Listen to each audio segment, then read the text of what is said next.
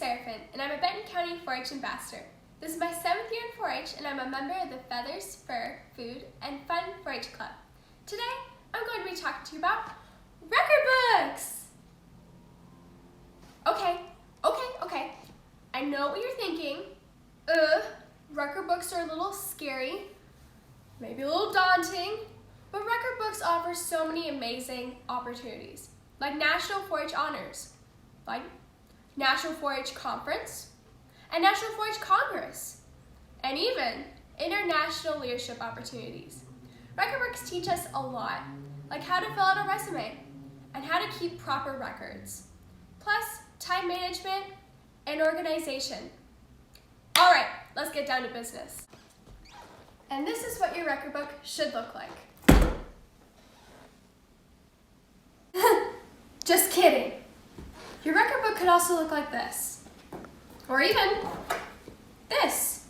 Remember, the quality is way more important than the quantity.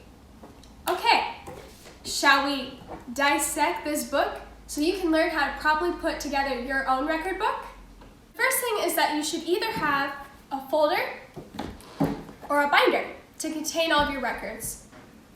I personally recommend a binder so everything is fitted neatly and nothing can be lost.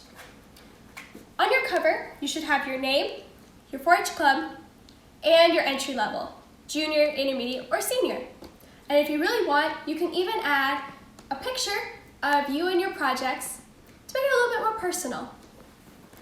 The first thing that you should see when you open up your record book is your table of context. First, your resume, your 4-H notes, your projects, your photos and newspaper clippings, and finally, your past projects. Next is your 4-H resume.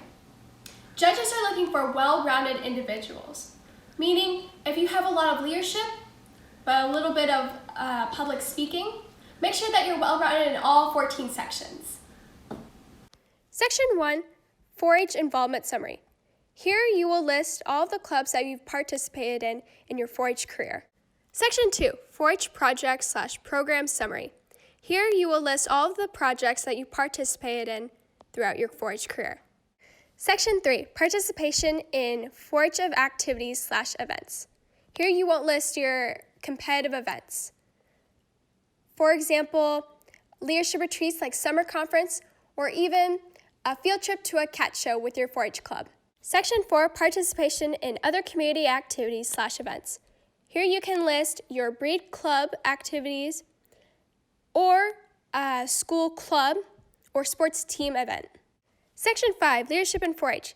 This can be as simple as leading a pledge at your 4-H meeting or something as big as leading a county-wide community service. Section 6, Leadership in Other Organizations. This can also be as simple as passing out papers for your teacher in class or leading your soccer team to victory as team captain.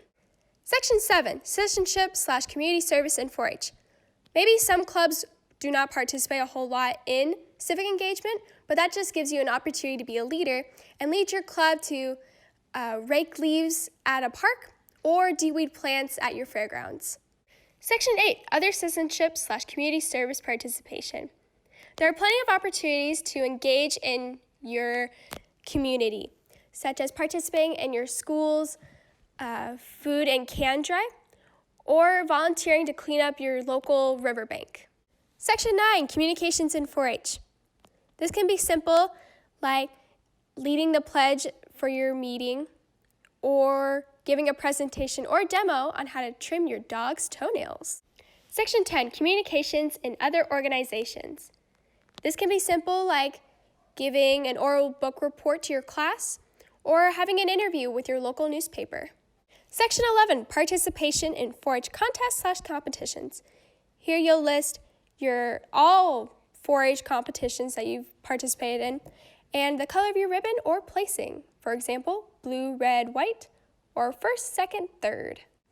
Section 12, Participation in Other Contests/Competitions. This is all competitions that are not 4-H.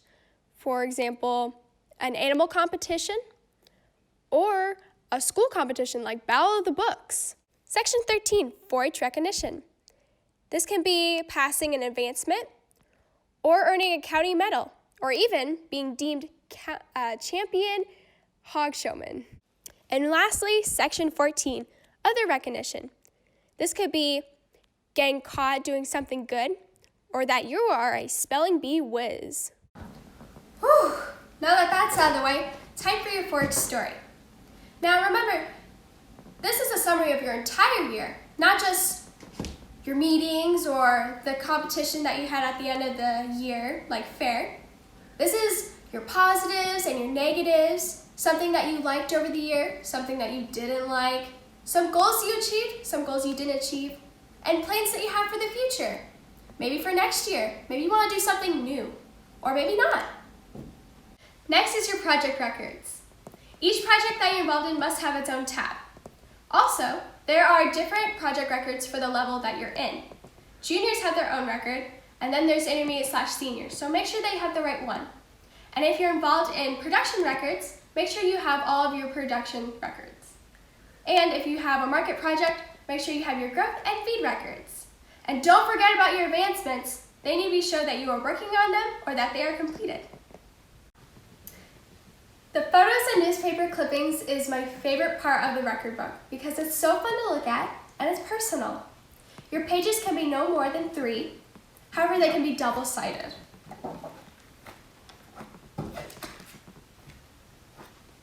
Judges love seeing growth, so your photos can be used from past years with your current.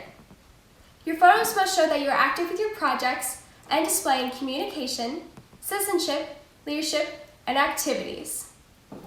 All of your items must be securely fastened together, which is why I recommend plastic page covers so everything is secured together and nothing can be lost. And don't forget to label on your items the location, the date, and the event. Whew. Okay, now your past records. In this section, you'll have your more recent records in the front and then your oldest records to the back. Okay, now that you are all ready for competition, don't forget to take out your unneeded paperwork, such as ads for leadership retreats and application forms. And if you've already taken your record book to judging, remember to take out your ribbons, even though they may look so pretty. Bye-bye. Okay, now remember to update your records monthly so they can be neat and shiny and ready for competition.